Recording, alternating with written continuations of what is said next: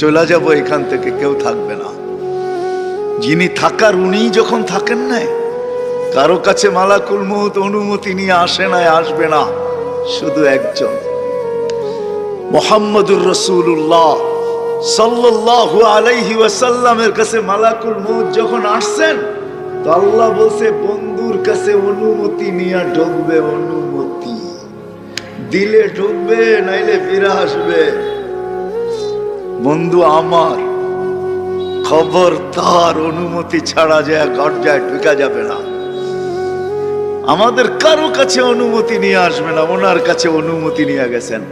তারপরও বলছে শোনো, ঢুকার অনুমতি দিলেই কিন্তু হাত রাইখা দিবা না, আবার অনুমতি নিবা, রাখবা কি রাখবা না। বন্ধু যদি হা বলে তো রাইখো, যদি না বলে তো চলে আসো। কেননা বন্ধু আমার। কার বন্ধু? হ্যাঁ, কার বন্ধু? হাবিবুল্লাহ। কার বন্ধু? যার কারণেই তো আমাদের সাথে বন্ধুত্ব। আমাদের সাথে দুই দিক দিয়ে আল্লাহর বন্ধুত্ব, এক দিক দিয়া না, দুই দিক দিয়া। হয় উম্মত তো আল্লাহও চিনে না, রসুলও চিনে না।